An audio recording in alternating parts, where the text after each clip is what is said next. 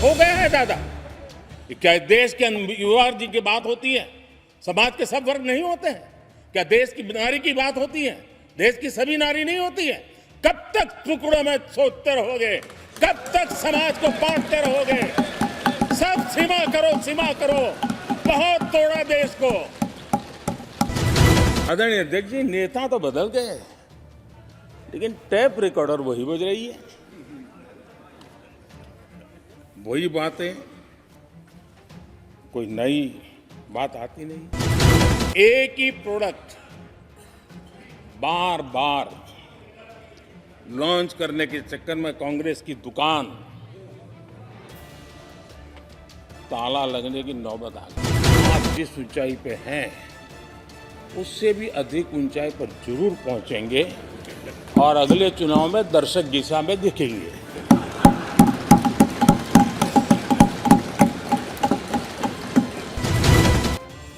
बहुत लोग पिछली बार भी सीट बदली, इस बार भी कुछ सीट बदलने के फिराक में हैं। और मैंने सुना है बहुत लोग अब लोकसभा के बजाय राज्यसभा में जाना चाहते हैं। मैं विशेष रूप से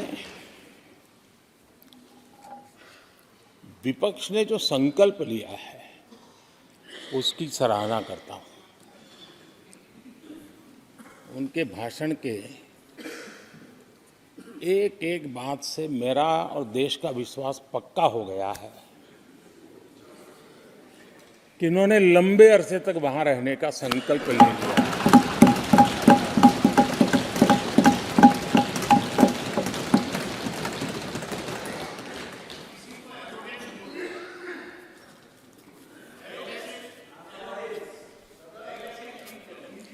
आप कई दशक तक जैसे यहां बैठे थे वैसे ही कई दशक तक वहां बैठने का आपका संकल्प, और जनता जनार्दन तो ईश्वर का रूप होती है। और आप लोग जिस प्रकार से इन दिनों मेहनत कर रहे हैं, मैं पक्का मानता हूं कि ईश्वर रूपी जनता जनार्दन आपको जरूर आशीर्वाद देगी और आप जिस ऊंचाई पे हैं उससे भी अधिक ऊंचाई पर जरूर पहुंचेंगे और अगले चुनाव में दर्शक दिशा में दिखेंगे।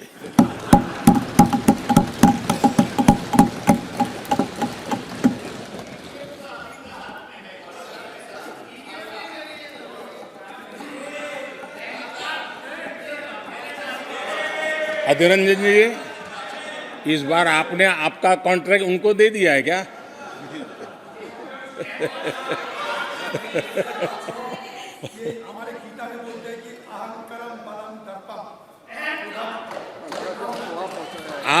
आपने इन्हीं चीजों को पचाया है।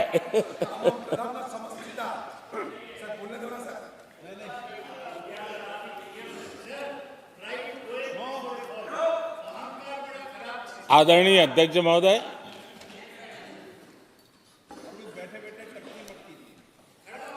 मैं देख रहा हूं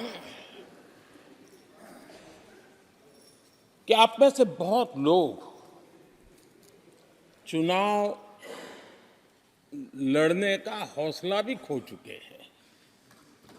और मैंने सुना है बहुत लोग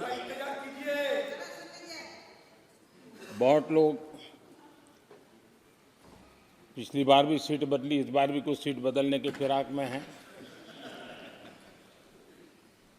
और मैंने सुना है बहुत लोग अब लोकसभा के बजाय राज्यसभा में जाना चाहते हैं।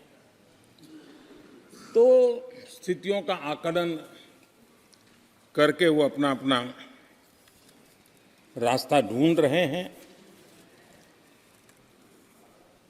आदरणीय अध्यक्ष जी, राष्ट्रपति जी का भाषण एक प्रकार से तथ्यों के आधार पर, हकीकतों के आधार पर एक बहुत बड़ा दस्तावेज हैं जो देश के सामने राष्ट्रपति जी ने प्रस्तुत किए। और इस पूरे दस्तावेज को आप देखेंगे तो उन हकीकतों को समेटने का प्रयास किया है जिससे देश किस स्पीड से प्रगति कर रहा है, किस स्केल के साथ गतिविधियों का विस्तार हो रहा है, उसका लेखा जोखा आदरणीय राष्ट्रपति जी ने प्रस्तुत किया है। आदरणीय राष्ट्रपति जी ने भारत के उज्जवल भविष्य को ध्यान में रखते हुए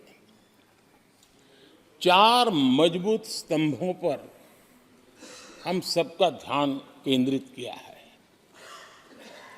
और उनका सही आकलन है कि देश के 4 स्तंभ जितने ज्यादा मजबूत होंगे, जितने ज्यादा विकसित होंगे, जितने ज्यादा समृद्ध होंगे, हमारा देश उतना ही समृद्ध होगा, उतना ही तेजी से समृद्ध होगा। और उन्होंने इन 4 स्तंभों का उल्लेख करते हुए देश की नारी शक्ति, देश की युवा शक्ति, देश के हमारे गरीब भाई बहन और देश के हमारे किसान, हमारे मछुआरे, हमारे पशुपालक, उनकी चर्चा की है। इनके सशक्तिकरण के माध्यम से राष्ट्र के विकसित भारत के लक्ष्य को प्राप्त करने की जो राह है, उसका स्पष्ट दिशा निर्देश आदरणीय राष्ट्रपति जी ने कहा है। अच्छा होता, हो सकता है आपके यहाँ फिशरमैन माइनॉरिटी के ना हो सकता है आपके यहाँ पशुपालक माइनॉरिटी के ना हो सकता है किसान आपके यहाँ माइनॉरिटी के ना हो सकता है महिलाएं आपके यहाँ माइनॉरिटी में ना हो सकता है कि आपके यहाँ युवा में माइनॉरिटी। क्या हो गया है दादा? क्या देश के युवा जी की बात होती है? समाज के सब वर्ग नहीं होते हैं? क्या देश की नारी की बात होती है? देश की सभी नारी नहीं होती है? कब तक टुकड़ों में सोचते रहोगे? कब तक समाज को बांटते रहोगे? सब सीमा करो, सीमा करो। बहुत तोड़ा देश को।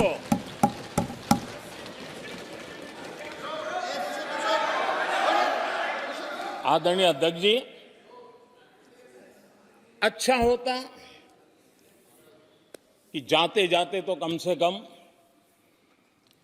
इस चर्चा के दरमियान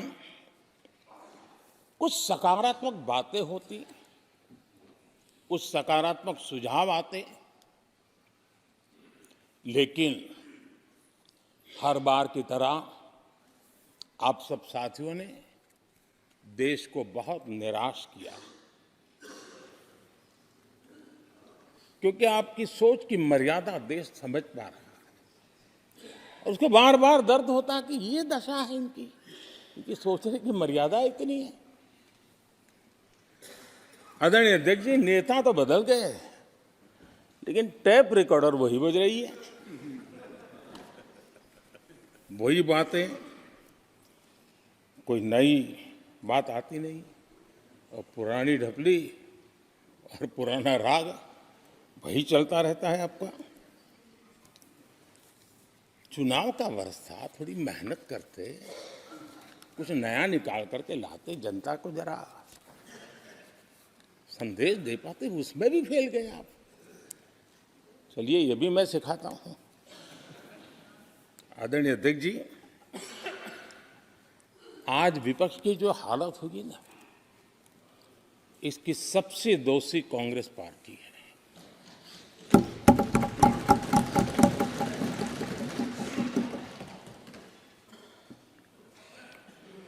कांग्रेस को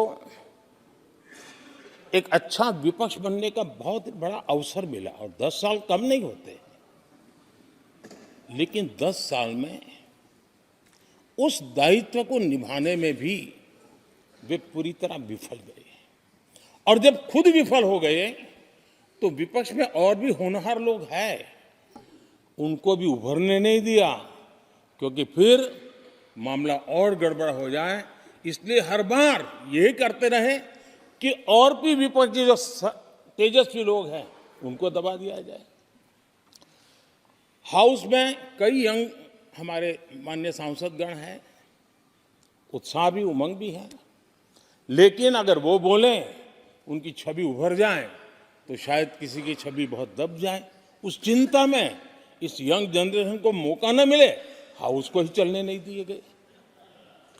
यानी एक प्रकार से इतना बड़ा नुकसान कर दिया है, खुद का भी, विपक्ष का भी, संसद का भी और देश का भी।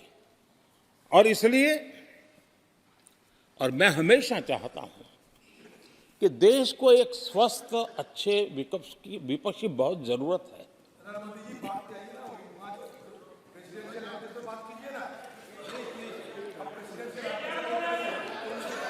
देश ने जितना परिवारवाद का खामियाजा उठाया है और उसका खामियाजा खुद कांग्रेस ने भी उठाया है। अब अधीर बाबू की हालत हम देख रहे हैं, वरना ये समय था संसद में रहने का, लेकिन परिवारवाद की सेवा तो करनी पड़ती है।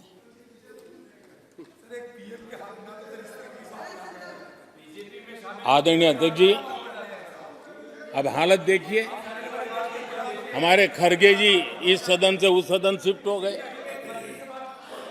और गुलाम नबी जी तो पार्टी से ही शिफ्ट कर गए। ये सब परिवारवाद के भेंट चढ़ गए। एक ही प्रोडक्ट बार बार लॉन्च करने के चक्कर में कांग्रेस की दुकान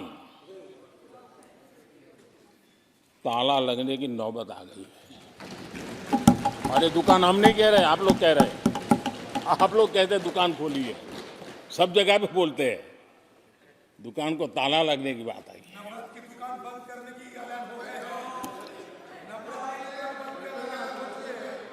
यहां हमारे दादा अपनी आदत छोड़ नहीं पाते हैं, वहां से बैठे बैठे कमेंट कर रहे हैं परिवारवाद की। मैं जरा समझा देता हूं, आज माफ करना अध्यक्ष महोदय, मैं जरा समय ले रहा हूं। आज हम किस परिवारवाद की चर्चा करते हैं?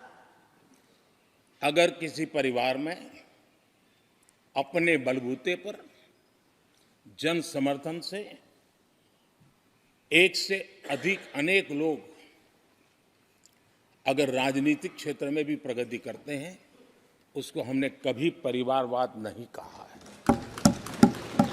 हम परिवारवाद की चर्चा वो करते हैं जो पार्टी परिवार चलाता है, जो पार्टी परिवार के लोगों को प्राथमिकता देती है, जो पार्टी के सारे निर्णय परिवार के लोग ही करते हैं, वो परिवारवाद है।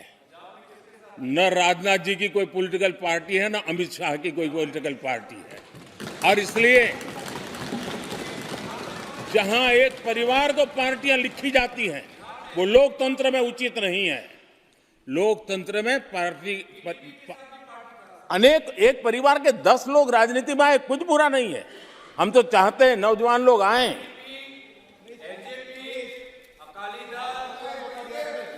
हम भी चाहते हैं ये इसकी चर्चा करिए। हमारे साथ, आपके साथ मेरा विषय नहीं है। देश के लोकतंत्र के लिए परिवारवादी राजनीति, पारिवारिक पार्टियों की राजनीति, ये हम सबकी चिंता का विषय होना चाहिए। और इसलिए मैं किसी परिवार के 2 लोग अगर प्रगति करते हैं, उसको तो मैं स्वागत करूंगा। 10 लोग प्रगति करें, मैं स्वागत करूंगा। देश में जितनी नई पीढ़ी अच्छे लोग आए, स्वागत योग्य है। सवाल यह है कि परिवार ही पार्टियां चलाती है। पक्का है कि ये अध्यक्ष नहीं होगा तो उसका बेटा होगा, ये नहीं होगा तो उसका बेटा होगा। ये लोकतंत्र का खतरा है। और इसलिए अच्छा हुआ दादा, थैंक यू। ये विषय कभी बोलता नहीं था, आज बोल दिया मैंने।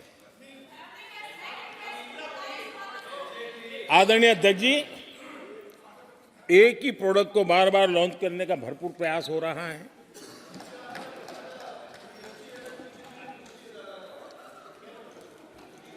आदरणीय अध्यक्ष जी, कांग्रेस एक परिवार में उलझ गई है। देश के करोड़ों परिवार की आकांक्षाएं और उपलब्धियां वो देख पा ही नहीं रहे, देख सकते नहीं, अपने परिवार के बाहर देखने की तैयारी नहीं है।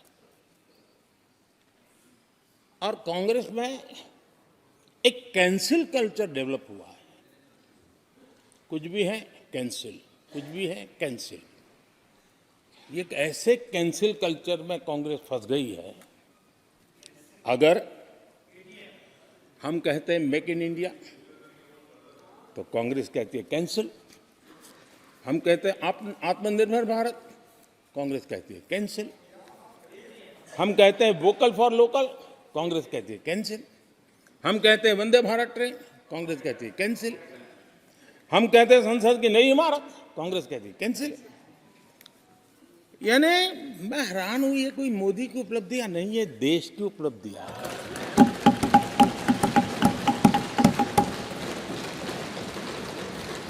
इतनी नफरत कब तक पाले रखोगे? और उसके कारण देश की सफलताएं, देश के अचीवमेंट, उसको भी कैंसिल करके आप बैठ गए हो।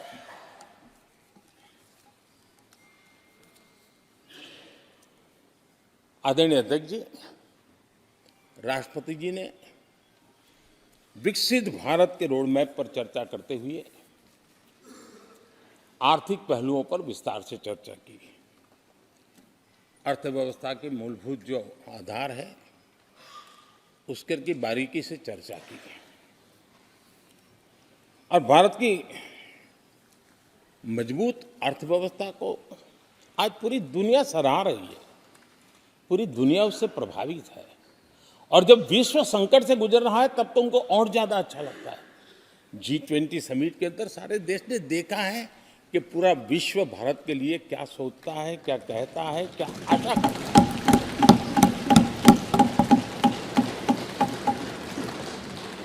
और इन सारे 10 साल के कार्यकाल के अनुभव के आधार पर आज की मजबूत अर्थव्यवस्था को देखते हुए जिस तेज गति से भारत विकास कर रहा है, उसकी बारीकियों को जानते हुए मैं विश्वास से कहता हूं,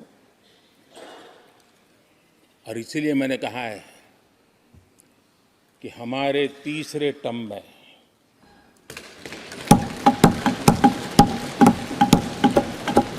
भारत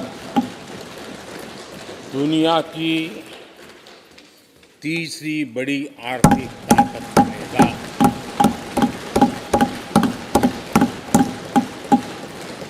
और ये मोदी की गारंटी है।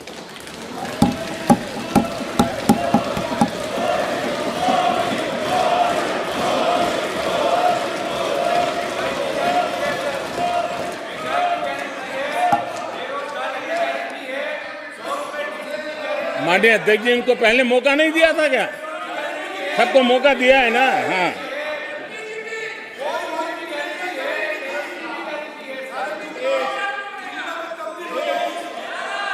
आदरणीय अध्यक्ष जी,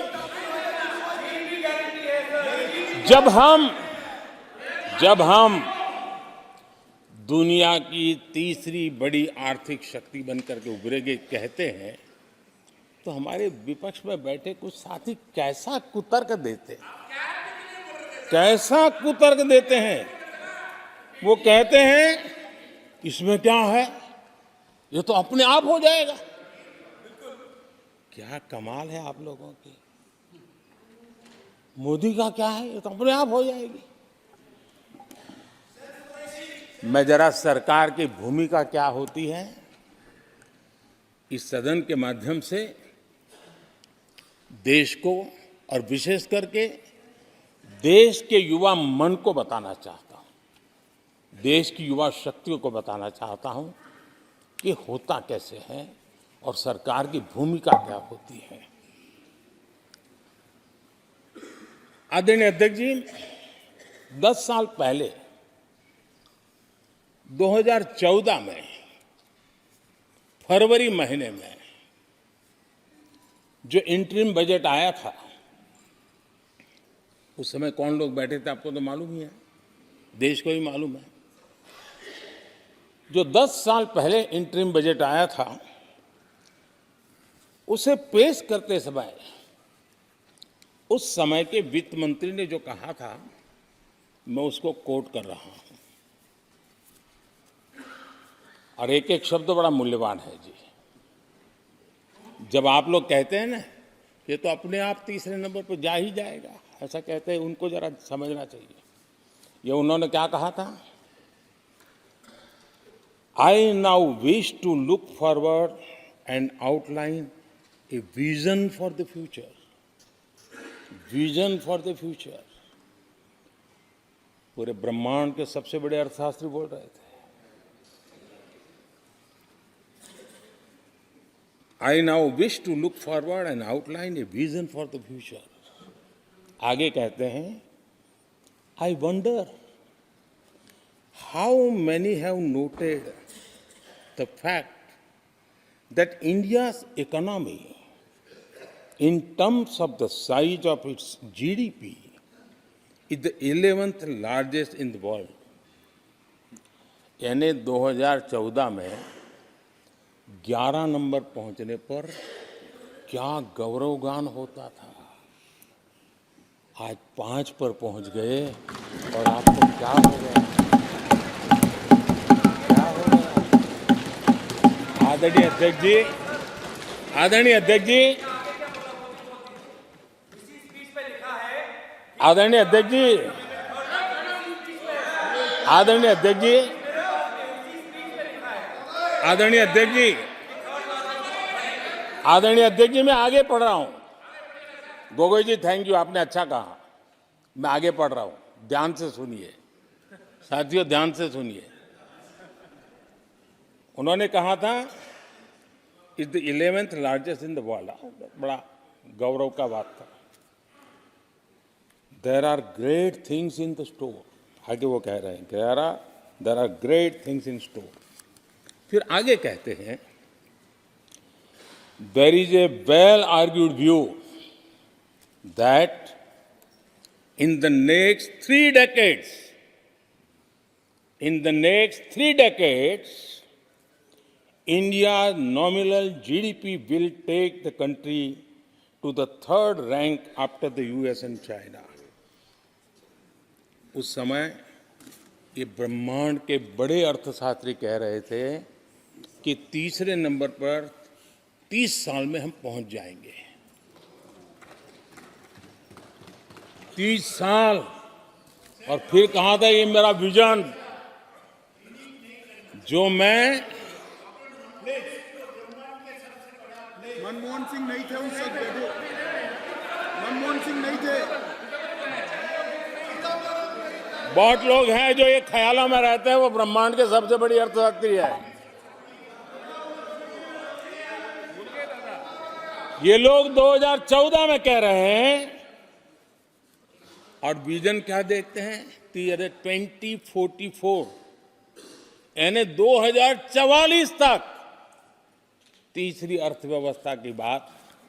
ये इनकी सोच, ये इनकी मर्यादा, सपना भी देखने का सामर्थ्य खो चुके थे लोग।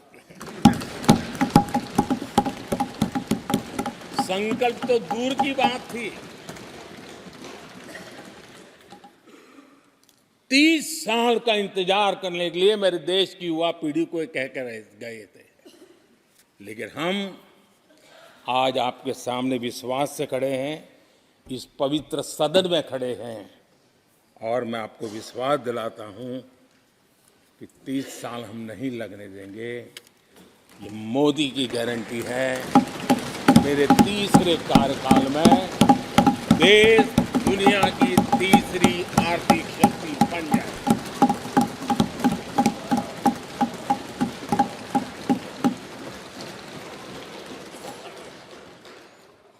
कैसे लक्ष्य रखते थे, उनकी सोच कहाँ तक जाती थी, दया आती है। और आप लोग 11 नंबर पे बड़ा गर्व कर रहे थे, अब 5 नंबर पहुंचा दिए जी। लेकिन अगर 11 पर पहुंचने से आपको खुशी होती थी तो 5 नंबर पहुंचने पर भी खुशी होनी चाहिए। देश 5 नंबर पे पहुंचा, आपको खुशी होनी चाहिए। इस बीमारी में फंसे पड़े हो। आदरणीय अध्यक्ष जी,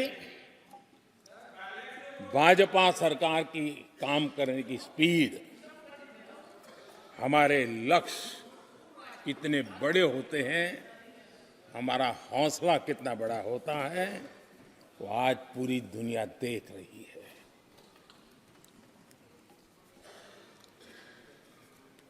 और आदरणीय अध्यक्ष जी, एक कहावत है हमारे उत्तर प्रदेश में, खास एक कहावत कही जाती है, 9 दिन चले 2.5 कोस।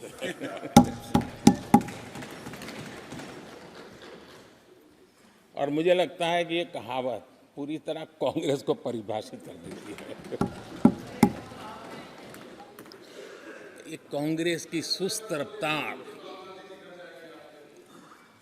कांग्रेस की सुस्त रफ्तार का कोई मुकाबला नहीं। आज देश में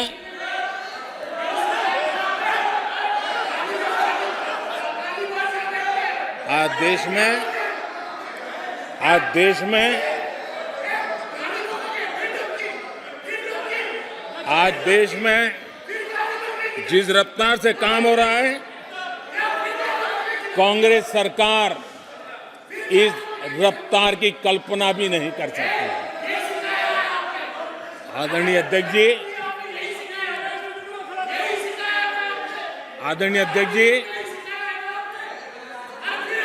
शहरी गरीबों के लिए हमने 400 घर हमने गरीबों के लिए, आदरणीय अध्यक्ष जी, हमने गरीबों के लिए 4 करोड़ घर बनाए।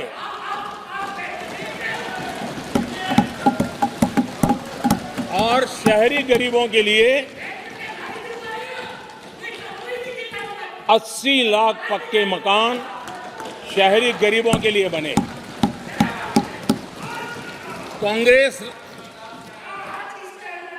अगर कांग्रेस की रफ्तार से घर बने होते तो क्या हुआ होता, मैं इसका हिसाब लगाता हूं। अगर कांग्रेस की जो रफ्तार थी उस प्रकार से चला होता तो 100 साल लगते, इतना काम करने में 100 साल लगते, 5 पीढ़ियां गुजर जाती। आदरणीय अध्यक्ष जी, 10 वर्ष में 40,000 किलोमीटर रेलवे ट्रैक का इलेक्ट्रिफिकेशन हुआ। अगर कांग्रेस की रफ्तार से देश चलता, इस काम को करने में 80 साल लग जाते। एक प्रकार से 4 पीढ़ियां गुजर जाती। आदरणीय अध्यक्ष जी, हमने 17 करोड़ अधिक गैस कनेक्शन दिए। ये मैं 10 साल का हिसाब दे रहा हूं। अगर कांग्रेस की चाल से चलते तो ये कनेक्शन देने में और 60 साल लग जाते। 3 पीढ़ियां धुएं में खाना पकाते पकाते गुजर जाती। आदरणीय अध्यक्ष जी, हमारी सरकार ने सैनिटेशन कवरेज 40% से 100% तक पहुंची है।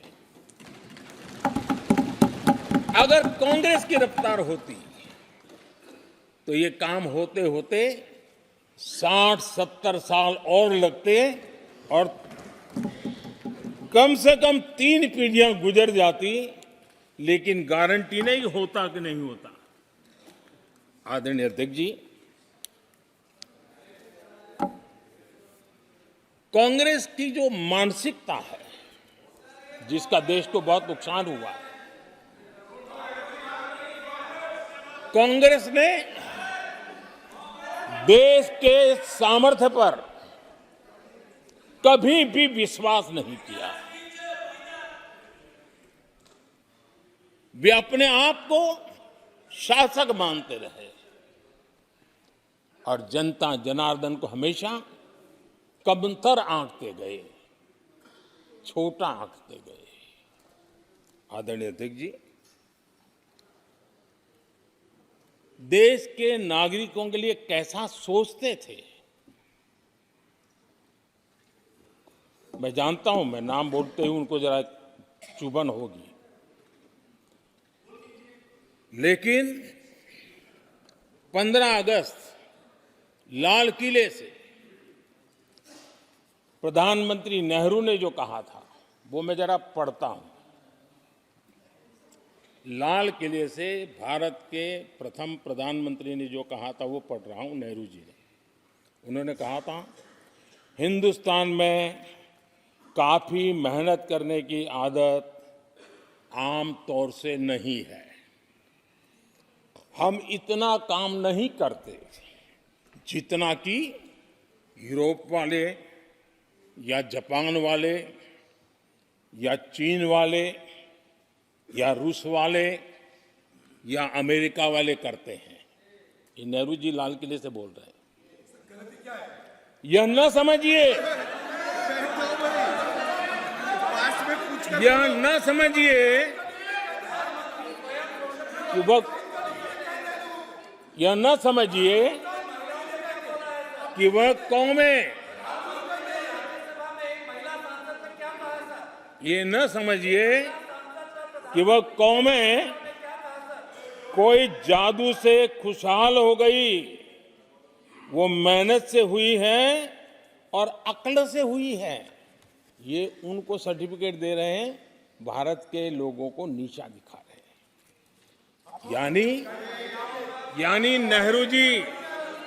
यानी नेहरू जी की भारतीयों के प्रति सोच थी कि भारतीय आलसी है।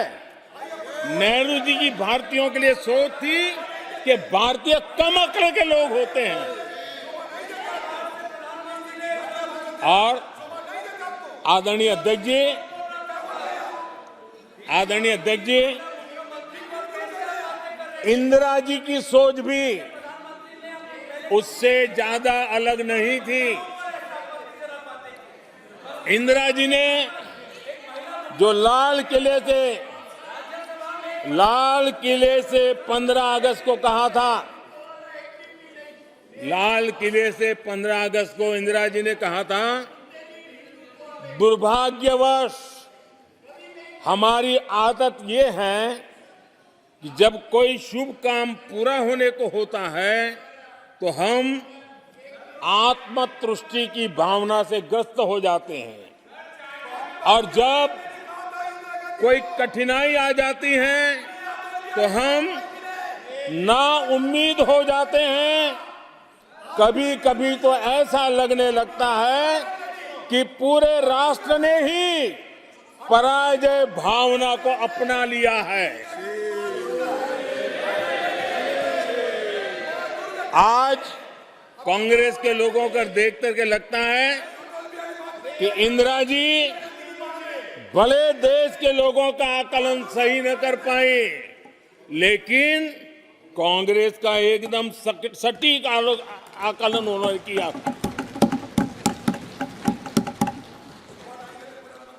कांग्रेस के शाही परिवार के लोग मेरे देश के लोगों को ऐसा ही समझते थे, उनके विषय में ऐसे ही सोचते।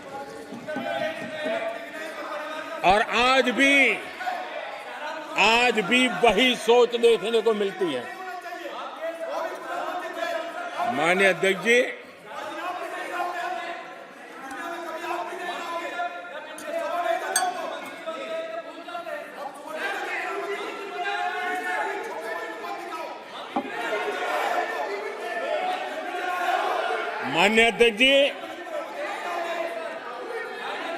कांग्रेस का विश्वास हमेशा सिर्फ एक परिवार पर रहा है। एक परिवार के आगे वो न कुछ सोच सकते हैं, न कुछ देख सकते हैं। कुछ दिन पहले भानुमति का कुनबा जोड़ा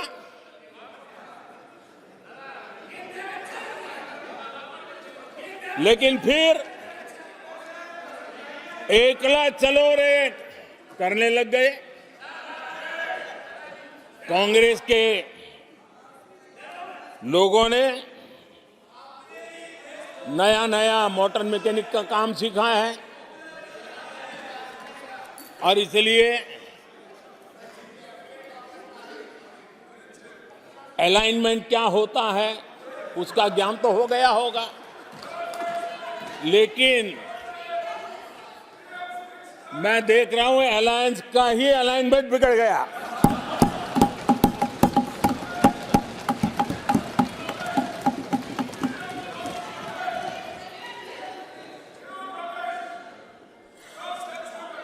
इनको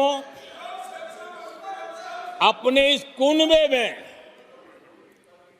अगर एक दूसरे पर विश्वास नहीं है तो ये लोग देश पर विश्वास कैसे करेंगे। आदरणीय अध्यक्ष जी, हमें देश के सामर्थ्य पर भरोसा है, हमें लोगों की शक्ति पर भरोसा है। आदरणीय अध्यक्ष जी, देश की जनता ने हमें जब पहली बार सेवा करने का अवसर दिया तो हमने पहले कार्यकाल में यूपीए के समय के जो गड्ढे थे वो गड्ढे भरने में हमारा काफी समय और शक्ति लगी। हम पहले कार्यकाल में वो गड्ढे भरते रहे। हमने दूसरे कार्यकाल में नए भारत की नींव रखी और तीसरे कार्यकाल में हम विकसित भारत को निर्माण को नई गति देंगे। आदरणीय अध्यक्ष जी,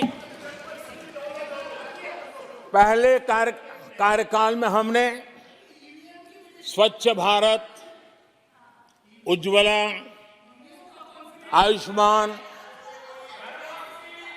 आयुष्मान भारत, बेटी बचाओ बेटी पढ़ाओ, उसी प्रकार से सुगम्य भारत, डिजिटल इंडिया, ऐसे कितने ही जनहित के कामों को अभियान का स्वरूप देकर के आगे बढ़ाए। टैक्स व्यवस्था आसान हो, इसके लिए जीएसटी जैसे निर्णय लिए और हमारे इन कामों को देख करके जनता ने भरपूर समर्थन दिया। जनता ने बहुत आशीर्वाद दिए, पहले से भी ज्यादा आशीर्वाद दिए और हमारा दूसरा कार्यकाल प्रारंभ हुआ। दूसरा कार्यकाल संकल्पों और वचनों की पूर्ति का कार्यकाल रहा।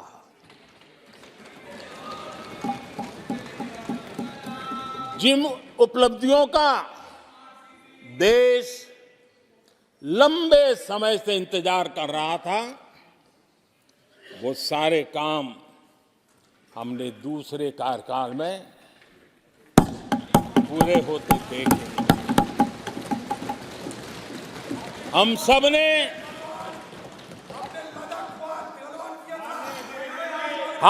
ने 370 खत्म होते हुए देखा।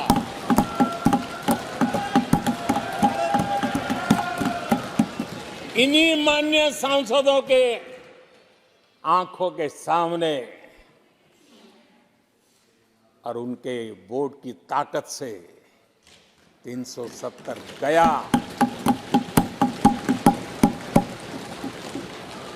नारी शक्ति वंदन अधिनियम ये दूसरे कार्यकाल में कानून बना। आदरणीय अध्यक्ष जी, अंतरिक्ष से लेकर के ओलंपिक तक सशस्त्र बलों से संसद तक नारी शक्ति के सामर्थ्य की गूंज होने लगी।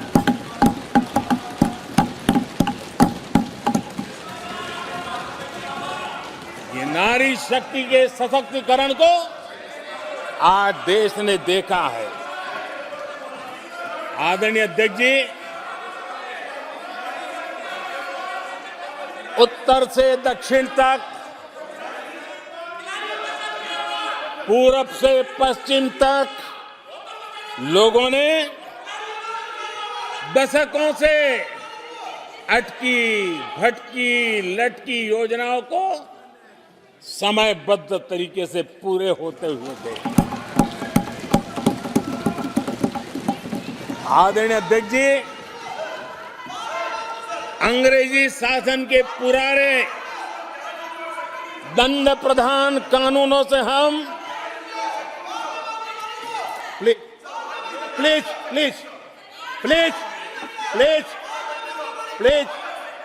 माननीय सदस्यगण, सदन के नेता बोल रहे हैं, आपको प्लीज आप समझाइए। सदन के नेता बोल रहे हैं, आपको मैंने सबको पर्याप्त समय पर्याप्त अवसर दिया था।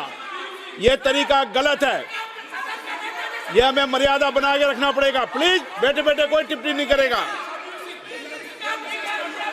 प्लीज प्लीज प्लीज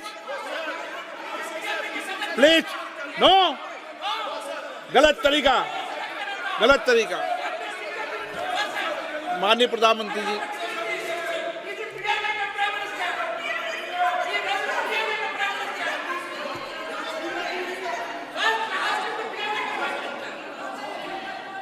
ये तरीका है क्या आपका?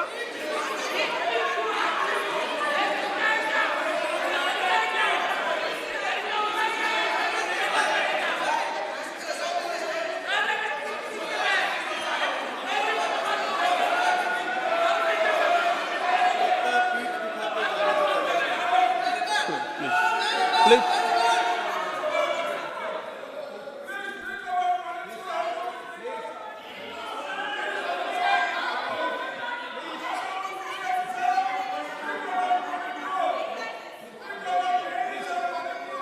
आदरणीय अध्यक्ष जी,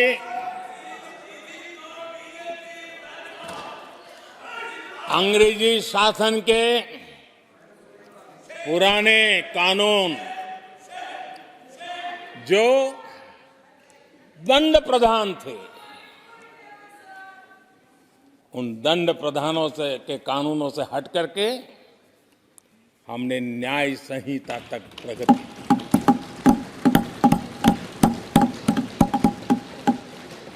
हमारी सरकार ने सैकड़ों ऐसे कानूनों को समाप्त किया जो अप्रासंगिक हो गए थे।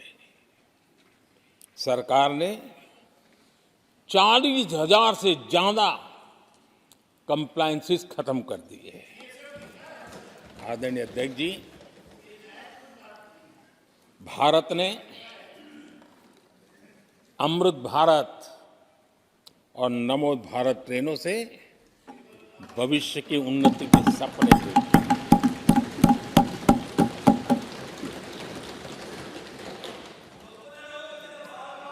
आदरणीय अध्यक्ष जी, देश के गांव-गांव ने, देश के कोटि-कोटि जनों ने विकसित भारत की संकल्प यात्रा देखी है और सैचुरेशन के पीछे कितनी मेहनत की जाती है, उसके हक की चीज उसको मिले, उसके दरवाजे दस्तक देकर के देने का प्रयास देश पहली बार देख रहा है।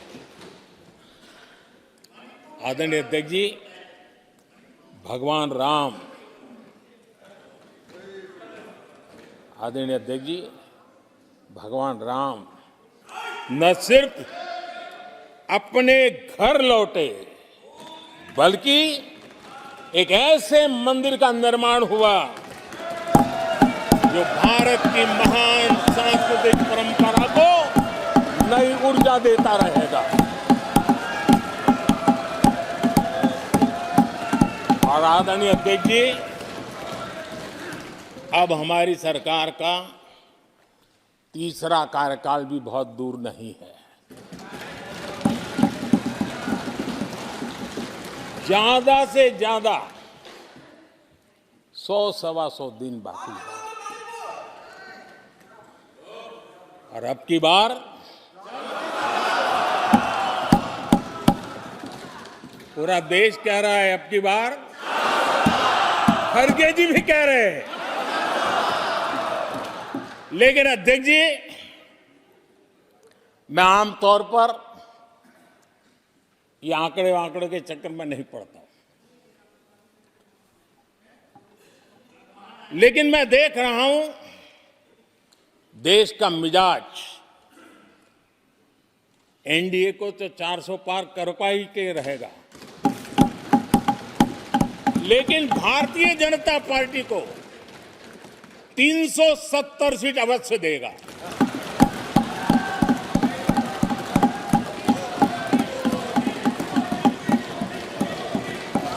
बीजेपी को 370 सीट और एनडीए को 400 पार।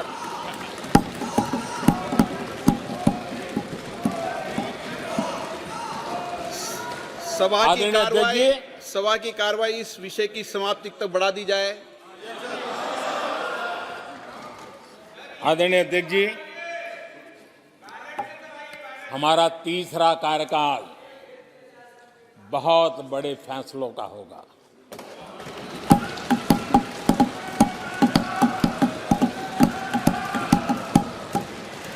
मैंने लाल किले से कहा था और राम मंदिर प्राण प्रतिष्ठा के समय भी मैंने उसको दोहराया था। मैंने कहा था, देश को अगले 1000 वर्षों तक समृद्ध और सिद्धि के शिखर पर देखना चाहिए। तीसरा कार्यकाल अगले 1000 वर्षों के लिए एक मजबूत नींव रखने का कार्यकाल होगा।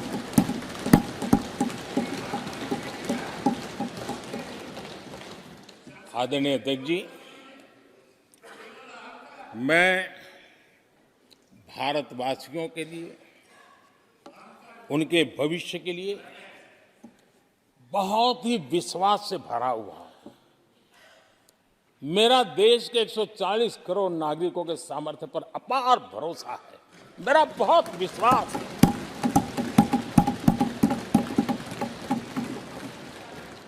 दस वर्षों में 25 करोड़ लोग गरीबी से बाहर आए, ये सामर्थ्य दिखाता है।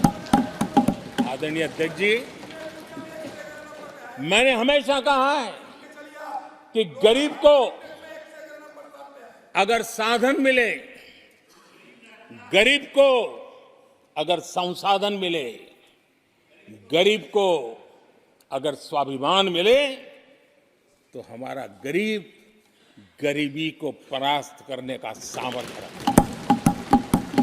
और हमने वो रास्ता चुना और मेरे गरीब भाइयों ने गरीबी को परास्त करके दिखाया है।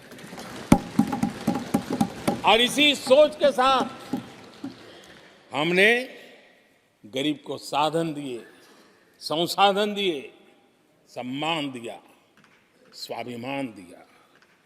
50 करोड़ गरीबों के पास आज बैंक खाता है। कभी वो बैंक से गुजर नहीं पाता। 4 करोड़ गरीबों के पास पक्का घर है। घर उसके स्वाभिमान को एक नया सामर्थ्य देता है। 11 करोड़ से अधिक परिवारों को पीने का शुद्ध जल पानी नल से मिल रहा है। 55 करोड़ से अधिक गरीबों को आयुष्मान भारत कार्ड मिला है। घर में कोई भी बीमारी आ जाए, उस बीमारी के कारण फिर से वो गरीबी की तरफ लुढ़क न जाए, उसको भरोसा है कितनी भी बीमारी क्यों ना आ जाए, मोदी बैठा है। 80 करोड़ लोगों को मुफ्त अनाज की सुविधा दी गई है। आदरणीय अध्यक्ष जी, मोदी ने उनको पूछा जिनको पहले कोई पूछता तक नहीं था। देश में पहली बार रेहड़ी पटरी वाले साथियों के बारे में सोचा गया। पीएम स्वनिधि योजना से आज वो ब्याज के चक्कर से बाहर निकले, बैंक से पैसे लेकर अपने कारोबार को बढ़ा रहे हैं। देश में पहली बार हाथ का हुनर जिनका सामर्थ्य है, जो राष्ट्र का निर्माण भी करते हैं, ऐसे मेरे विश्वकर्मा साथियों के बारे में सोचा गया। उनको आधुनिक टूल, आधुनिक ट्रेनिंग, पैसों की मदद, विश्व एक मार्केट उनके लिए खुल जाए, ये मेरे विश्वकर्मा भाइयों के लिए हमने कहा। देश में पहली बार पीवीटीजी यानी जनजातियों में भी अति पिछड़े जो हमारे भाई बहन हैं, संख्या बहुत कम है, वोट के हिसाब से किसी को नजर नहीं जाती। हम वोट से परे हैं, हम दिलों से जुड़े हैं और इसलिए पीवीटीजी जातियों के लिए पीएम जनमन योजना बना करके उनके कल्याण का मिशन मोड में काम उठाया है। इतना ही नहीं, सरहद के जो गांव थे जिनको आखिरी गांव करके छोड़ दिया गया था, हमने वो आखिरी गांव को पहला गांव बना करके विकास की पूरी दिशा बदल दी। आदरणीय अध्यक्ष जी, मैं जब बार बार मिलेट्स की वकालत करता हूं, मिलेट्स की दुनिया के अंदर जाकर के चर्चा करता हूं, G20 के देशों को लोगों के सामने गर्व के साथ मिलेट्स परोसता हूं, उसके पीछे मेरे दिल में 3 करोड़ से ज्यादा मेरे छोटे किसान हैं जो मिलेट्स की खेती करते हैं। इनका कल्याण, इससे हम जुड़े हुए हैं। आदरणीय अध्यक्ष जी, जब मैं वोकल फॉर लोकल की बात करता हूं, जब मैं मेक इन इंडिया की बात करता हूं, तब मैं करोड़ों गृह उद्योग, लघु उद्योग, कुटीर उद्योग, उससे जुड़े हुए मेरे लाखों परिवारों के साथ उनके कल्याण के लिए सोचता हूं। आदरणीय अध्यक्ष जी, खादी, कांग्रेस पार्टी ने उसको भुला दिया, सरकारों ने भुला दिया। आज मैं खादी के ताकत देने में सफलतापूर्वक आगे बढ़ा हूं, क्योंकि खादी के साथ, हैंडलूम के साथ करोड़ों बुनकरों की जिंदगी लगी हुई है। मैं उनके कल्याण को देखता हूं। आदरणीय अध्यक्ष जी, हमारी सरकार हर कोने में गरीबी को निकालने के लिए, गरीब को समृद्ध बनाने के लिए अनेक विविध प्रयासों को कर रही है। जिनके लिए वोट बैंक ही था, उनके लिए उनका कल्याण संभव नहीं था। हमारे लिए उनका कल्याण राष्ट्र का कल्याण है और इसलिए हम उसी रास्ते पर चल पड़े। आदरणीय अध्यक्ष जी, कांग्रेस पार्टी ने, यूपीए सरकार ने ओबीसी समुदाय के साथ भी कोई न्याय नहीं किया, अन्याय किया। इन लोगों ने ओबीसी नेताओं का अपमान करने में कोई कोर कसर नहीं छोड़ी है। कुछ दिन पहले जब कर्पूरी ठाकुर जी को भारत रत्न दिया, हमने वो सम्मान किया। लेकिन याद करिए, उस कर्पूरी ठाकुर अति पिछड़े समाज से ओबीसी समाज के उस महापुरुष के साथ क्या व्यवहार हुआ था, किस प्रकार से उनके साथ जुल्म किया। 1970 में बिहार के मुख्यमंत्री बने तो उनको पद से हटाने के लिए कैसे कैसे खेल खेले गए थे। उनकी सरकार अस्थिर करने के लिए क्या कुछ नहीं किया गया था। आदरणीय अध्यक्ष जी, कांग्रेस को अति पिछड़ा व्यक्ति बर्दाश्त नहीं हुआ था। 1987 में जब कांग्रेस के पास पूरे देश में उनका झंडा फहरता था, सत्ता ही सत्ता थी, तब उन्होंने कर्पूरी ठाकुर को प्रतिपक्ष के नेता के रूप में स्वीकार करने से मना कर दिया। और कारण क्या दिया? वो संविधान का सम्मान नहीं कर सकते। जिस कर्पूरी ठाकुर ने पूरा जीवन लोकतंत्र के सिद्धांतों के लिए, संविधान की मर्यादाओं के लिए खपा दिया, उनका अपमान करने का काम कांग्रेस पार्टी ने किया था। आदरणीय अध्यक्ष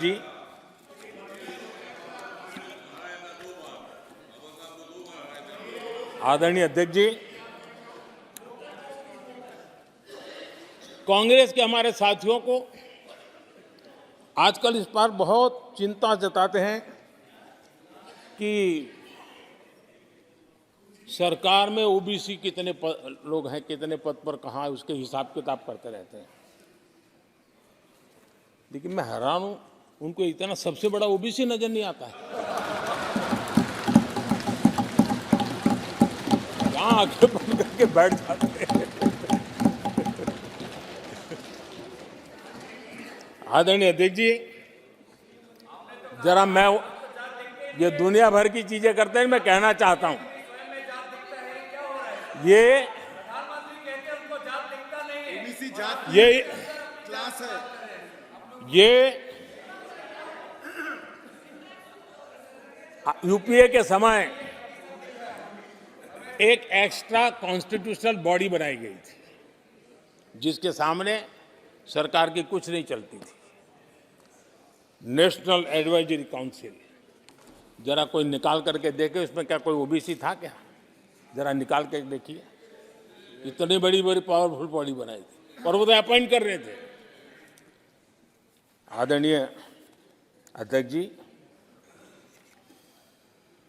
पिछले 10 वर्षों में नारी शक्ति के सशक्तिकरण को लेकर के अनेक विध कदम उठाए गए।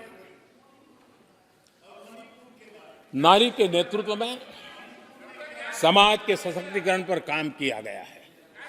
आदरणीय अध्यक्ष जी, अब देश की बेटी, हिंदुस्तान में कोई ऐसा सेक्टर नहीं है जहां देश की बेटियों के लिए दरवाजे बंद हो।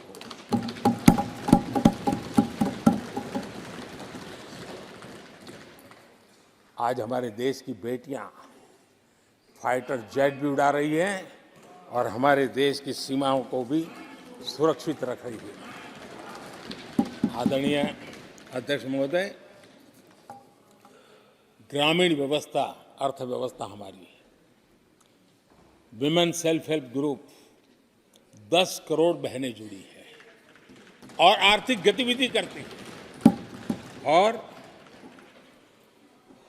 ग्रामीण अर्थव्यवस्था को वो नई ताकत दे रही है। और मुझे आज खुशी है कि इन प्रयासों का परिणाम है कि आज करीब करीब 1 करोड़ लखपति दीदी आज देश में है। और जब मेरी उनसे बातें होती है, उनका जो आत्मविश्वास देखता हूं, मेरा पक्का विश्वास है हम जिस तरह आगे बढ़ रहे हैं, आने वाले हमारे कार्यकाल में 3 करोड़ लखपति दीदी हमारे देश के अंदर देखेंगे। आप कल्पना कर सकते हैं गांव की अर्थव्यवस्था को कितना बड़ा बदलाव हो जाएगा। आदरणीय अध्यक्ष जी, हमारे देश में बेटियों के संबंध में जो पहले सोच थी, समाज के घर में घुस गई थी, दिमाग में भी घुस गई थी, आज वो सोच कितनी तेजी से बदल रही है। थोड़ा सा बारीकी से देखेंगे तो हमें पता चलेगा कितना बड़ा सुखद बदलाव आ रहा है। पहले अगर बेटी का जन्म होता था तो चर्चा होती थी, अरे खर्चा कैसे उठाएंगे, उसको कैसे पढ़ाएंगे, उसके आगे की जिंदगी का एक प्रकार से कोई बोझ है, ऐसी चर्चाएं हुआ करती थी। आज बेटी पैदा होती है तो पूछा जाता है, अरे सुकन्या समृद्धि अकाउंट खुला कि नहीं खुला? बदलाव। आदरणीय अध्यक्ष जी, पहले सवाल होता था प्रेग्नेंट होने पर नौकरी नहीं कर पाओगे। पहले ये बात होती थी प्रेग्नेंट होने पर नौकरी नहीं कर पाओगे। आज कहा जाता है 26 हफ्ते की पेड लीव और बाद में भी अगर चाहिए तो मिलेगी। ये बदलाव होता है। पहले समाज में सवाल होते थे कि महिला होकर नौकरी क्यों करना चाहती हो, क्या पति की सैलरी कम पड़ रही, ऐसे सवाल होते थे। आज लोग पूछ रहे हैं, मैडम आपका जो स्टार्टअप है ना बहुत प्रगति कर रहा है, क्या मुझे नौकरी मिलेगी? ये बदला।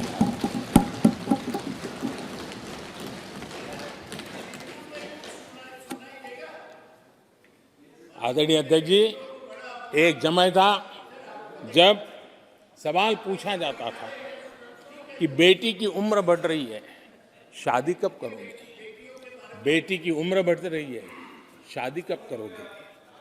आज पूछा जाता है, बेटी पर्सनल और प्रोफेशनल दोनों कामों को संतुलित कितना बढ़िया करती हो, कैसे करती हो?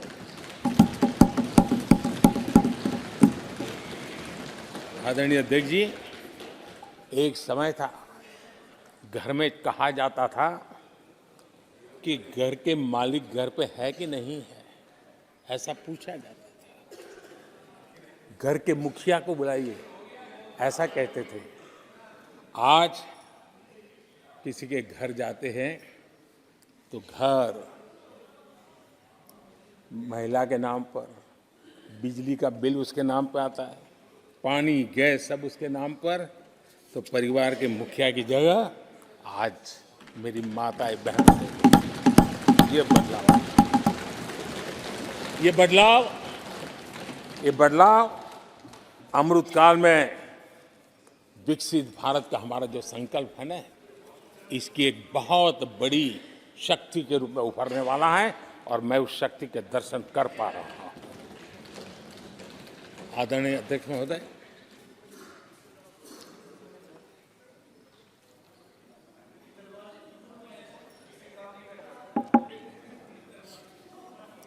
किसानों के लिए आंसू बहाने की आदत मैंने बहुत देखी है। किसानों के साथ कैसा कैसा विश्वासघात किया गया है, ये देश ने देखा है। कांग्रेस के समय कृषि के लिए कुल वार्षिक बजट होता था 25,000 करोड़ रुपया। आदरणीय अध्यक्ष जी, हमारी सरकार का बजट है 1.25 लाख करोड़ रुपया। आदरणीय अध्यक्ष जी, कांग्रेस ने अपने 10 साल के कार्यकाल में 7 लाख करोड़ रुपया का धान और गेहूं किसानों से खरीदा था। हमने 10 वर्ष में करीब 18 लाख करोड़ का धान गेहूं। कांग्रेस सरकार ने दलहन और तिलहन की खरीदी नाम मात्र कभी कहीं की हो तो की हो। हमने 1.25 लाख करोड़ रुपए से भी अधिक का दलहन और तिलहन खरीद किया है। हमारे कांग्रेस के साथियों ने पीएम किसान सम्मान निधि का मड़ा उड़ाया और जब मैंने मेरी पहली टर्म में ये योजना शुरू की थी तो मुझे याद है कि झूठा नैरेटिव की जो फैशन चल पड़ी है, गांव में जाके कहा जाता था कि देखिए ये मोदी के पैसे मत लेना, ये चुनाव एक बार जीत गया तो सारे पैसे ब्याज समेत तुमसे वापस मांगेगा, ऐसा झूठ फैलाया गया था। किसानों को इतना मूर्ख बनाने की कोशिश की गई थी। आदरणीय अध्यक्ष जी, पीएम किसान सम्मान निधि 2,80,000 करोड़ रुपए हमने भेजे। पीएम फसल बीमा योजना 30,000 रुपया का प्रीमियम और उसके सामने 1.5 लाख करोड़ रुपया मेरे किसान भाई बहनों को दिया। कांग्रेस ने अपने शासनकाल में कभी भी मछुआरे पशुपालक की तो नामो निशान नहीं था उनके काम में।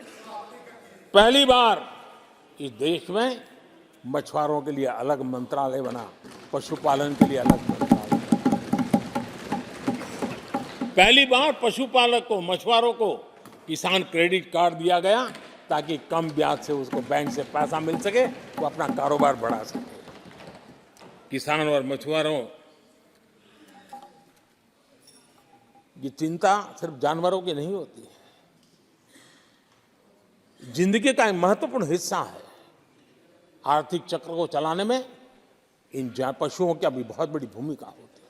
हमने फुट एंड माउथ डिसीज, उससे हमारे पशुओं को बचाने के लिए 50 करोड़ से ज्यादा टीके लगाए हैं। पहले कभी सोचा नहीं। आदरणीय अध्यक्ष महोदय, आज भारत में युवाओं के लिए जितने नए अवसर बने हैं, ये पहले कभी नहीं बने। आज पूरी वोकेबलरी बदल गई है। शब्द पूरे जो पहले कभी सुनने को नहीं मिलते थे, वो बोलचाल के सहज दुनिया में शब्द आ चुके हैं। आज चारों तरफ स्टार्टअप्स की गूंज है, यूनिकॉर्न्स चर्चा में है। आज डिजिटल क्रिएटर्स एक बहुत बड़ा वर्ग हमारे सामने है। आज गीग इकोनॉमी की चर्चा हो रही है। ये युवाओं के जुबान पर ये नए भारत की नई वोकेबलरी है, ये नई आर्थिक साम्राज्य की नई परिवेश है, नई पहचान है। ये सेक्टर युवाओं के लिए रोजगार के लाखों नए अवसर बना रहे हैं। 2014 से पहले डिजिटल इकोनॉमी की साइज ना के बराबर थी, बहुत ज्यादा उसकी चर्चा भी नहीं थी। आज भारत दुनिया की डिजिटल इकोनॉमी है, अग्रणी है। लाखों युवा इससे जुड़े हैं और आने वाले समय में ये डिजिटल इंडिया मूवमेंट जो है वो देश के नौजवानों के लिए अनेक अनेक अवसर, अनेक अनेक रोजगार, अनेक अनेक प्रोफेशंस के लिए अवसर लेकर के आने वाला है। आदरणीय अध्यक्ष जी, आज Bharat made in India phone दुनिया में पहुंच रहे हैं। दुनिया में हम नंबर 2 बन गए हैं। और एक तरफ सस्ता मोबाइल प्राप्त हुआ है और दूसरी तरफ सस्ता डेटा। इन दोनों ने एक बहुत बड़ा रिवॉल्यूशन लाया है देश में और दुनिया में। हम जिस कीमत पे आज हमारे नौजवानों को ये प्राप्त करवा रहे हैं, सबसे कम कीमत पर करवा रहे हैं और वो एक कारण बना है। आज मेड इन इंडिया अभियान, रिकॉर्ड मैन्युफैक्चरिंग, रिकॉर्ड एक्सपोर्ट, यह देश देख रहा है। आदरणीय जी, ये सारे काम हमारे नौजवानों के लिए सबसे ज्यादा रोजगार लाने वाले काम हैं, सबसे ज्यादा रोजगार के अवसर पैदा करेंगे। आदरणीय अध्यक्ष महोदय, 10 वर्ष में टूरिज्म सेक्टर में अभूतपूर्व उछाल आया है। हमारे देश में ये ग्रोथ और टूरिज्म सेक्टर ऐसा है जिसमें कम से कम पूंजी निवेश में अधिक से अधिक लोगों को रोजगार देने वाला अवसर है और सामान्य से सामान्य व्यक्ति को भी ये रोजगार देने वाला अवसर है। स्वरोजगार की सबसे ज्यादा संभावनाएं वाला टूरिज्म क्षेत्र है। 10 वर्ष में एयरपोर्ट 2 गुने बने।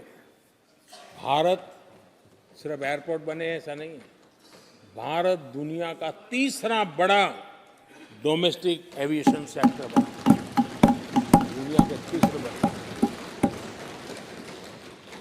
हम सबको खुशी होनी चाहिए। भारत की जो एयरलाइंस कंपनियां हैं, उन्होंने 1000 नए एयरक्राफ्ट के ऑर्डर दिए। देश में 1000 नए एयरक्राफ्ट, और जब इतने सारे हवाई जहाज ऑपरेट होंगे, सारे एयरपोर्ट कितने धमधमते होंगे, कितने पायलट्स की जरूरत पड़ेगी, कितने हमें क्रू मेंबर चाहिए, कितने इंजीनियर ये चाहिए, कितने ग्राउंड सर्विस के लिए लोग चाहिए। यानी रोजगारी के नए नए क्षेत्र खुलते जा रहे हैं। एविएशन सेक्टर भारत के लिए एक बहुत बड़ा नया अवसर बनकर के आया है। आदरणीय अध्यक्ष जी, हमारी कोशिश नहीं है कि इकोनॉमी को हम फॉर्मलाइज करने की दिशा में मजबूती से कदम उठाएं। युवाओं को नौकरी भी मिले, सोशल सिक्योरिटी भी मिले। इन दोनों को लेकर के और आपने जिन बातों के आधार पर हम निर्णय करते हैं और देश में भी माना जाता है, वो एक होता है डाटा ईपीएफओ का। ईपीएफओ में जो रजिस्ट्रेशन होता है, 10 साल में करीब 18 करोड़ नए सब्सक्राइबर आए, और वो तो सीधा पैसों से जुड़ा खेल होता है, उसमें फर्जी नाम नहीं होते हैं। मुद्रा लोन पाने वालों में 8 करोड़ लोग ऐसे हैं जिन्होंने जीवन में पहली बार कारोबार अपना शुरू किया है, बिजनेस। और जब मुद्रा लोन लेता है तो खुद तो रोजगारी पाता है, 1 या 2 और लोगों को भी रोजगारी देता है, क्योंकि उसका काम ऐसा होता है। हमने लाखों स्ट्रीट वेंडर्स को सपोर्ट किया है। 10 करोड़ महिलाएं एसएचजी से जुड़ी, जैसा मैंने कहा 1 लाख, और लखपति दीदी 1 करोड़, ये अपने आप में बहुत। और मैंने जैसा कहा, हम 3 करोड़ के टारगेट को। आदरणीय अध्यक्ष जी, कुछ आंकड़े हैं जो अर्थशास्त्री समझते हैं, नहीं सामान्य मानवी भी समझता है। 2014 से पहले के 10 वर्षों में इंफ्रास्ट्रक्चर के निर्माण में करीब करीब 12 लाख करोड़ का बजट था। 10 साल में 12 लाख करोड़। बीते 10 वर्षों में इंफ्रास्ट्रक्चर निर्माण के अंदर बजट 44 लाख करोड़, 44 लाख करोड़। रोजगार कैसे बढ़ते हैं इससे समझ आता है। आदरणीय अध्यक्ष जी, इस राशि से जितनी बड़ा मात्रा में काम हुआ है, उसके कारण इतने लोगों को रोजी रोटी मिली है, इसका आप अंदाज कर सकते हैं। हम भारत को मैन्युफैक्चरिंग का, रिसर्च का, इनोवेशन का हब बने, उस दिशा में देश की युवा शक्ति को प्रोत्साहित कर रहे हैं, व्यवस्थाएं विकसित कर रहे हैं, आर्थिक मदद के योजनाएं बना रहे हैं। आदरणीय अध्यक्ष जी, एनर्जी के क्षेत्र में हम हमेशा डिपेंडेंट रहे। एनर्जी के सेक्टर में हमें आत्मनिर्भर होने की दिशा में बहुत कुछ करने की आवश्यकता है, और हमारी कोशिश है ग्रीन एनर्जी की तरफ। हाइड्रोजन को लेकर के हम बहुत बड़ी मात्रा में आगे बढ़ रहे हैं, उसमें अभूतपूर्व निवेश। उसी प्रकार से दूसरा क्षेत्र है जिसमें भारत को लीड लेनी होगी, वो है सेमीकंडक्टर। पिछली सरकारों ने जितने प्रयास किए लेकिन सफलता नहीं मिली। अब हम जिस स्थिति में पहुंचे हैं, मैं विश्वास से कहता हूं कि हमारे 3 दशक खराब भले हो गए, लेकिन आने वाला समय हमारा है। हम सेमीकंडक्टर के क्षेत्र में अभूतपूर्व निवेश में देख रहा हूं, और भारत दुनिया को एक बहुत बड़ा कंट्रीब्यूशन करेगा।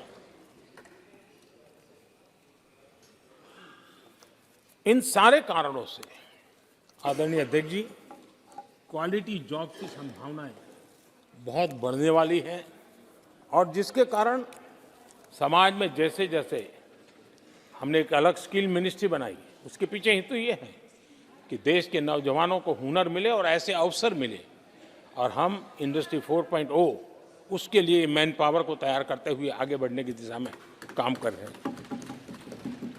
आदरणीय अध्यक्ष जी, यहाँ महंगाई को लेकर के काफ़ी कुछ बातें की गई है। मैं जरूर चाहूँगा कि देश के सामने कुछ सच्चाइयाँ आनी चाहिए।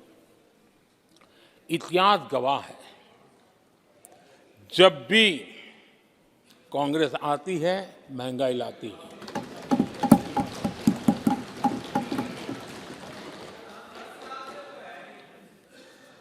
मैं कुछ वक्तव्य इस सदन में आज कहना चाहता हूं और किसी की आलोचना करने के लिए नहीं कह रहा हूं, लेकिन हो सकता है कि हमारी बात जो समझ नहीं पाते हैं वो अपने लोगों की बात को समझने का प्रयास करेंगे। कहा गया था कभी और किसने कहा था वो मैं बाद में कहूंगा, हर चीज की कीमत बढ़ जाने की वजह से मुसीबत फैली है, आम जनता उनमें फंसी है। ये स्टेटमेंट ऑफ फैक्ट किसका है? ये कहा था हमारे पंडित नेहरू जी ने, लाल किले से कहा था उस समय। हर चीज की कीमत बढ़ जाने की वजह से मुसीबत फैली है, आम जनता उनमें फंसी है। ये उस समय की बात है। उन्होंने माना था लाल किले से, चारों तरफ महंगाई बढ़ी है। अब इस वक्तव्य के 10 साल के बाद, नेहरू जी के इस वक्तव्य के 10 साल के बाद एक और वक्तव्य का कोट आपके सामने रखता हूं। आप लोग, मैं कोट बता रहा हूं, आप लोग आजकल भी कुछ दिक्कतों में हैं, परेशानियों में हैं महंगाई की वजह से। कुछ तो लाचारी है, पूरी तौर से काबू की बात नहीं हो पा रही हमारे इस समय में, हालांकि वो काबू में आएगी। 10 साल के बाद भी महंगाई के यही गीत कहे गए थे और ये किसने कहा था? फिर से ये नेहरू जी ने कहा था उन्हीं के कार्यकाल में। तब देश का पीएम रहते उन्होंने 12 साल हो चुके थे, लेकिन हर बार महंगाई कंट्रोल में नहीं आ रही है, महंगाई के कारण आपको मुसीबत हो रही है, इसी के गीत गाते रहे थे। आदरणीय अध्यक्ष जी, अब मैं एक और भाषण का हिस्सा पढ़ रहा हूं। जब देश आगे बढ़ता है तो कुछ हद तक कीमतें भी बढ़ती हैं।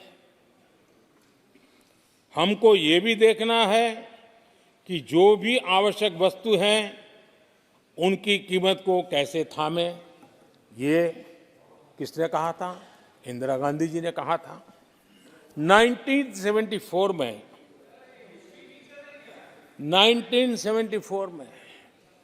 जब देश में सारे उन्होंने दरवाजे ताले लगा दिए थे, लोगों को जेल में बंद कर दिया था, 30% महंगाई थी, 30%।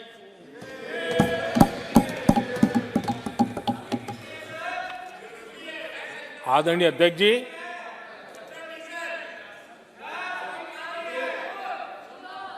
अपने भाषण में यहां तक कहा गया था, क्या कहा था? आप चौंक जाएंगे। उन्होंने कहा था अगर जमीन न हो, यानी कुछ पैदावार के लिए जमीन न हो, तो अपने गमले और कनस्तर में सब्जी उगा लें। ये ऐसी सलाहें उच्च पद पर बैठे हुए लोग दिया करते थे। जब देश में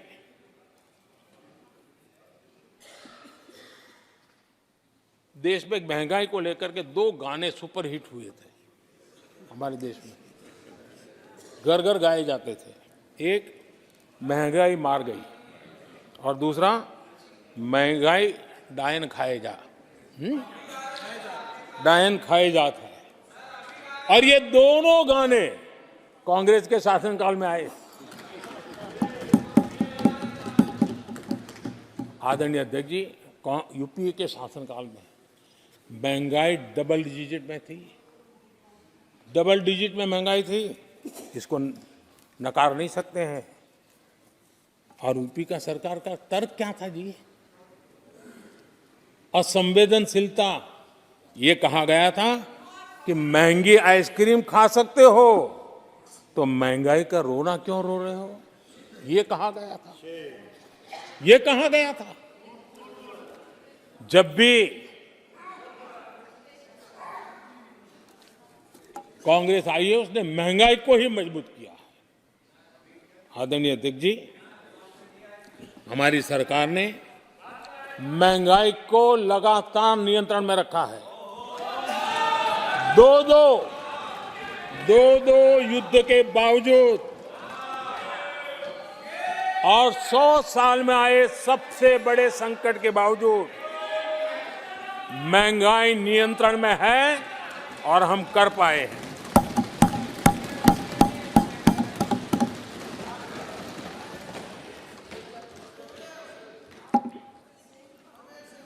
आदरणीय अध्यक्ष जी, यहां पर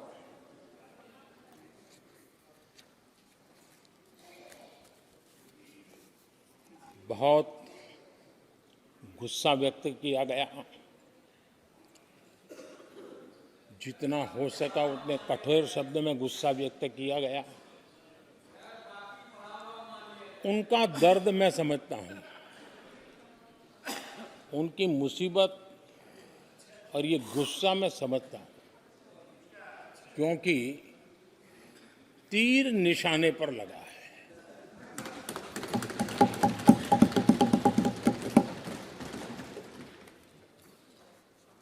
भ्रष्टाचार पर एजेंसियां एक्शन ले रही हैं, उसको लेकर भी इतना गुस्सा, क्या क्या शब्दों का प्रयोग किया जा रहा है। आदरणीय अध्यक्ष जी, 10 साल पहले हमारे सदन में, पार्लियामेंट में क्या चर्चा होती थी? सदन का पूरा समय घोटालों की चर्चा पर जाता था, भ्रष्टाचार की चर्चा पर जाता था, लगातार एक्शन की डिमांड होती थी। सदन यही मांग करता रहता था, एक्शन लो, एक्शन लो, एक्शन लो। वो कालखंड देश ने देखा है, चारों तरफ भ्रष्टाचार की खबरें रोजमर्रा। और आज जब भ्रष्टाचारियों पर एक्शन लिया जा रहा है तो लोग उनका समर्थन में हंगामा करते हैं। आदरणीय अध्यक्ष जी, इनके समय में एजेंसियों का सिर्फ और सिर्फ राजनीतिक उपयोग के लिए उपयोग किया जाता था, बाकी उनको कोई काम करने नहीं दिया जाता था। अब आप देखिए उनके कालखंड में क्या हुआ। पीएमएलए एक्ट के तहत हमने पहले के मुकाबले 2 गुने से अधिक केस दर्ज किए। कांग्रेस के समय में ईडी ने 5,000 करोड़ रुपए की संपत्ति जब्त की। हमारे कार्यकाल में ईडी ने 1 लाख करोड़ रुपए की संपत्ति की। देश का लूटा हुआ माल देना ही पड़ेगा। और जिनका इतना सारा माल पकड़ा जाता हो, नोटों के ढेर पकड़े जाते हो, और अधीर बाबू तो बंगाल से आते हैं, देखे हैं नोटों के ढेर उन्होंने। तो किस किस के घर में से पकड़े जाते, किस किस राज्यों में पकड़े जाते थे। ये देश ये नोटों के ढेर देख देख करके चौंक गया है। लेकिन अब जनता को आप मूर्ख नहीं बना सकते। जनता देख रही है कि किस प्रकार से यूपीए सरकार में जो भ्रष्टाचार की बातें होती थी, उसका टोटल 10-15 लाख करोड़ का रहा है। चर्चा होती थी। हमने लाखों करोड़ के घोटाले तो अटकाए, लेकिन उन सारे पैसों को गरीबों के काम लगा दिया, गरीबों के कल्याण के लिए। अब बिचौलियों के लिए गरीबों को लूटना बहुत मुश्किल हो गया है। Direct benefit transfer, Jan Dhan account, Aadhaar, mobile, उसकी ताकत हमने पहचानी है। 30 लाख करोड़ रुपए से ज्यादा रकम हमने लोगों के खाते में सीधी पहुंचाई। और अगर कांग्रेस के एक प्रधानमंत्री ने कहा था कि 1 रुपया भेजते हैं 15 पैसे पहुंचते हैं, अगर उस हिसाब से मैं देखूं तो हम जो 30 लाख भेजे हैं, अगर उनका जमाना होता तो कितना रुपया कहां चला जाता, इसका हिसाब लगाइए। 15% मुश्किल से लोगों के पास पहुंचता। बाकी सब कहां चला जाता। आदरणीय अध्यक्ष जी, हमने 10 करोड़ फर्जी नाम हटाए हैं। अभी लोग पूछते हैं पहले इतना आंकड़ा था, क्यों कम हुआ? आपने ऐसी व्यवस्था बनाई थी कि जिस बेटी का जन्म नहीं हुआ उसको आपके यहां से विधवा पेंशन जाते थे। और ऐसे सरकारी योजनाओं को मारने के जो रास्ते थे ना, 10 करोड़ फर्जी नाम बंद किए। ये जो परेशानी है ना इन चीजों की है, क्योंकि रोजमर्रा की काय उनकी बंद हो गई है। आदरणीय अध्यक्ष जी, हमने ये फर्जी नामों को हटाने से करीब करीब 3 लाख करोड़ रुपया फर्जी हाथों में जाने से बचाया, गलत हाथों में जाने से बचाया। देश के टैक्स पेयर का पाई पाई बचाना और सही काम में लगाना, इसके लिए हमने जीवन खपा रखे हैं। आदरणीय अध्यक्ष जी, सभी राजनीतिक दलों को भी सोचने की जरूरत है और समाज में भी जो लोग बैठे हैं उनको देखने की जरूरत है। आज देश का दुर्भाग्य है, पहले तो क्लासरूम में भी कोई अगर चोरी करता था, किसी की कॉपी करता था, तो वो भी 10 दिन तक अपना मुंह किसी को दिखाता नहीं था। आज जो भ्रष्टाचार के आरोप जिन पे सिद्ध हो चुके हैं, जो जेलों में समय निकाल करके पैरोल पर आए, आज वॉशिंग मशीन से भी बड़ा कंधे पे लेकर के महिमा मंडन कर रहे हैं ऐसे चोरों का सार्वजनिक जीवन में। कहां ले जाना चाहते हो देश को तुम? जो सजा हो चुकी है, मैं ये तो समझता हूं कि आरोप जो है उनके लिए तो आप सोच सकते हैं, लेकिन जो गुनाह सिद्ध हो चुका है, जो सजा काट चुके हैं, जो सजा काट रहे हैं, ऐसे लोगों का महिमा मंडन करते हो आप? कौन सा कल्चर और देश की भावी पीढ़ी को क्या प्रेरणा देना चाहते हो आप? कौन से रास्ते और ऐसी कौन सी आपकी मजबूरी है?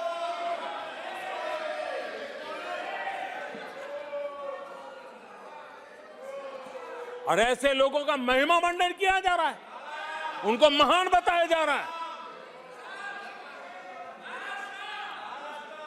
जहां संविधान का राज है, जहां लोकतंत्र है, माननीय अध्यक्ष जी, ऐसी बातें लंबी नहीं चल सकती हैं। ये लोग लिख करके रखे हैं कि ये जो महिमा मंडन का काम चल रहा है उनका, वो अपने ही खात्मे की चिट्ठी पे सिग्नेचर कर रहे हैं लोग।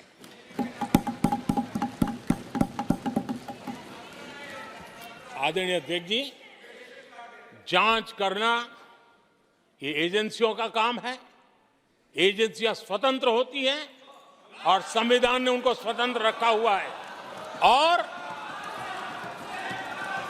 जज करने का काम न्यायाधीश का है। जज करने का काम न्यायाधीश का है और वो अपना काम कर रहे हैं। और अध्यक्ष जी, मैं इस पवित्र सदन में फिर से दोहराना चाहूंगा, जिसको जितना जुल्म मुझ पर करना है कर ले, मेरी भ्रष्टाचार के खिलाफ लड़ाई चलती रहेगी। जिसने देश को लूटा है उनको लौटाना पड़ेगा, जिन्होंने देश को लूटा है उनको लौटाना पड़ेगा। ये मैं देश को इस सदन की पवित्र जगह से वादा करता हूं। जिसको जो आरोप लगाना है लगा लें, लेकिन देश को लूटने नहीं दिया जाएगा और जो लूटा है वो लौटाना पड़ेगा। आदरणीय अध्यक्ष जी, देश सुरक्षा और शांति का एहसास कर रहा है। पिछले 10 वर्ष की तुलना में सुरक्षा के क्षेत्र में देश आज वाकई सशक्त हुआ है। आतंकवाद, नक्सलवाद एक छोटे दायरे में अब सिमटा हुआ है।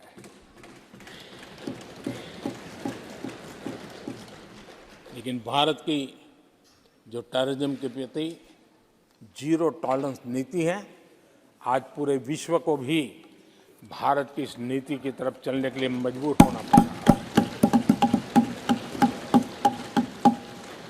भारत की सेनाएं सीमाओं से लेकर के समंदर तक अपने सामर्थ्य को लेकर के आज भी उसकी थाक है। हमें हमारी सेना के पराक्रम पर गर्व होना चाहिए। हम कितना ही उनके मोरल तोड़ने की कोशिश करें, मुझे मेरी सेना पर भरोसा है। मैंने उनके सामर्थ्य को देखा है। कुछ राजनेता सेना के लिए हल्के फुल्के शब्द बोल दें, इससे मेरे देश की सेना डिमोरलाइज होगी। ये सपनों में कोई रहते तो निकल जाए। देश के मूड को वो खत्म नहीं कर सकते, और किसी के एजेंट बन करके इस प्रकार की भाषा अगर कहीं से भी उठती है, देश कभी स्वीकार नहीं कर सकता है।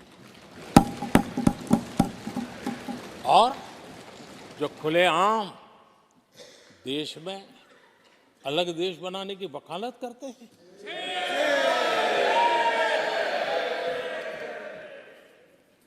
जोड़ने की बातें छोड़ो, तोड़ने की कोशिश करिए। यार, आपके अंदर क्या पड़ा हुआ है? क्या इतने टुकड़े करके अभी भी आपके मन को समाधान नहीं हुआ है? देश के इतने टुकड़े कर चुके हो आप, और टुकड़े करना चाहते हो? कब तक करते रहोगे? आदरणीय अध्यक्ष जी, इसी सदन में अगर कश्मीर की बात होती थी तो हमेशा चिंता का स्वर निकलता था, छिटाकशी होती थी, आरोप प्रत्यारोप होते थे। आज जम्मू कश्मीर में अभूतपूर्व विकास की चर्चा हो रही है और गर्व के साथ हो रही है। पर्यटन लगातार बढ़ रहा है। G20 समिट होती है वहां, पूरा विश्व आज उसकी सराहना करता है। आर्टिकल 370 को लेकर के कैसा हुआ बना के रखा था। कश्मीर के लोगों ने जिस प्रकार से उसको गले लगाया है, कश्मीरी जनता ने जिस प्रकार से गले लगाया है, और आखिर के ये समस्या किसकी देन थी? किसने देश के माथे पर मारा था? किसने भारत के संविधान के अंदर इस प्रकार की दरार करके रखी हुई थी? आदरणीय अध्यक्ष जी, अगर नेहरू जी का नाम लेते हैं तो उनको बुरा लगता है, लेकिन कश्मीर को जो समस्याएं झेलनी पड़ी, उसके मूल में उनकी ये सोच थी, और उसी का परिणाम है देश को भुगतना पड़ा। जम्मू कश्मीर के लोगों को, देश के लोगों को नेहरू जी की गलतियों का बहुत बड़ी कीमत चुकानी पड़ी है। आदरणीय अध्यक्ष जी, वो भले गलतियां करके गए, लेकिन हम मुसीबतें झेल करके भी गलतियों सुधारने के लिए हमारी कोशिश जारी रखेंगे। हम रुकने वाले नहीं हैं। हम देश के लिए काम करने के लिए निकले हुए लोग हैं। हमारे लिए नेशन फर्स्ट है। आदरणीय अध्यक्ष जी, मैं सभी राजनीतिक दलों के नेताओं से आग्रह करूंगा, सभी माननीय सदस्यों से आग्रह करूंगा, भारत के जीवन में एक बहुत बड़ा अवसर आया है। वैश्विक परिवेश में भारत के लिए बड़ा अवसर आया है। एक नए आत्मविश्वास के साथ आगे बढ़ने का अवसर आया है। राजनीति अपनी जगह पे होती है, आरोप प्रत्यारोप अपनी जगह पर होता है, लेकिन देश से बढ़कर कुछ नहीं होता है। और इसलिए आइए मैं निमंत्रण देता हूं आपको, कंधे से कंधा मिलाकर के हम देश के निर्माण के लिए आगे बढ़े। राजनीति में किसी भी जगह पर रहते हुए भी राष्ट्र निर्माण में आगे बढ़ने में कोई रुकावट नहीं आती। आप इस राह को मत छोड़िए। मैं आपका साथ मांग रहा हूं, मां भारती के कल्याण के लिए साथ मांग रहा हूं। मैं विश्व के अंदर जो अवसर आया है, उस अवसर को बुलाने के लिए आपका साथ मांगता हूं। मैं आपका सहयोग चाहता हूं 140 करोड़ देशवासियों की जिंदगी को और समृद्ध बनाने के लिए और सुखी बनाने के लिए। लेकिन अगर आप साथ नहीं दे सकते हैं, और अगर आपका हाथ ईंटें फेंकने पर ही तुला हुआ है, तो आप लिख करके रखिए, आपकी हर ईंट को मैं विकसित भारत की नींव मजबूत करने के लिए लगाऊंगा। आपके हर पत्थर को मैं विकसित भारत के जो सपनों को लेकर के आप चले, उसकी नींव मजबूत करने के लिए मैं लगाऊंगा और देश को हम उस समृद्धि की ओर लेके जाएंगे।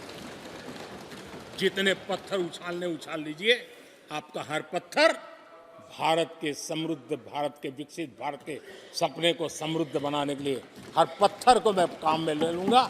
ये भी मैं आपको विश्वास दिलाता हूं। आदरणीय अध्यक्ष जी, मैं जानता हूं साथियों की तकलीफें मैं जानता हूं, लेकिन वो जो कुछ भी बोलते हैं मैं दुखी नहीं होता और दुखी होना भी नहीं चाहिए, क्योंकि मैं जानता हूं ये नामदार है, हम कामदार हैं और हम कामदारों को तो नामदारों से सुनना ही पड़ता है जी। तो नामदार कुछ भी कहते रहें, कुछ भी कहने का उनको तो जन्मजात अधिकार मिले हुए हैं और हम कामदारों को सुनना होता है। हम सुनते भी रहेंगे और देश को सहजते भी रहेंगे, देश को आगे बढ़ाते रहेंगे। आदरणीय अध्यक्ष जी, आपने मुझे इस पवित्र सदन में आदरणीय राष्ट्रपति जी के उद्बोधन को समर्थन करने के लिए बोलने का अवसर दिया। मैं आदरणीय राष्ट्रपति जी के उद्बोधन को समर्थन देते हुए, धन्यवाद प्रस्ताव पर आभार व्यक्त करते हुए मेरी वाणी को विराम देता हूं।